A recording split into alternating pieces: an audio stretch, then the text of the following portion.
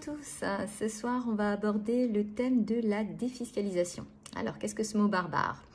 Donc si vous souhaitez économiser des impôts, si vous n'avez pas de patrimoine, c'est peut-être la solution qu'il vous faut.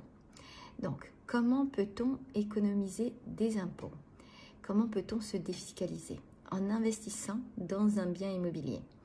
Alors les lois défiscalisantes favorisent particulièrement le neuf, donc, ou l'ancien réhabilité. Donc on va parler de la loi Pinel ce soir et je vais vous expliquer en quelques mots comment ça fonctionne. Donc vous achetez un bien dans le neuf, déjà vous bénéficiez de frais de notaire réduits, donc c'est pas mal. Au lieu de payer 7 à 10% de frais de notaire, les frais de notaire comprennent aussi les frais d'enregistrement à l'État, ce ne sont pas que les honoraires du notaire, vous payez 2 à 3%. Donc c'est une sacrée économie, c'est la première des choses. Donc vous achetez un bien neuf, donc qui a encore toutes les garanties pour pouvoir vieillir dans de bonnes conditions. Donc ça aussi c'est une bonne chose.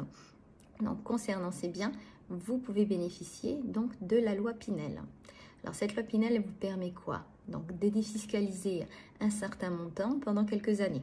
Donc c'est 6, 9 ou 12 ans. Donc c'est reconductible, vous vous engagez pendant un certain nombre d'années. Par contre, à partir du moment où vous vous engagez pour ce nombre d'années, ce bien doit être loué. Vous n'avez pas le choix. Parce que si vous vous désengagez en cours, vous serez dans l'obligation de restituer tout le gain d'impôt que vous avez eu. Donc alors pourquoi l'État fait ça? Donc c'est pour favoriser les constructions et aussi le logement à loyer modéré. Parce que bien entendu, si vous avez ce gain d'impôt, il y a une contrepartie. Parce qu'on ne peut pas tout avoir. Donc la contrepartie est la suivante. Donc la première étant le loyer modéré. Donc la France est départagée en plusieurs zones. Donc A, B et C et A1, B et C. Et par rapport à la zone dans laquelle se trouve le logement, vous avez un loyer au mètre carré que vous ne pouvez pas dépasser. Donc ça répond en règle générale aux règles du marché, donc ça ne pénalise pas trop le propriétaire.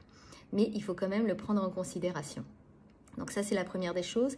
Et ensuite, vous ne pouvez pas louer à n'importe qui. C'est-à-dire que selon la zone, les revenus du foyer ne doivent pas dépasser un certain montant. Il y a des barèmes qui sont mis en ligne et qui sont très facilement accessibles. Donc, l'attrait de la défiscalisation, c'est de pouvoir acquérir un bien et de payer moins d'impôts.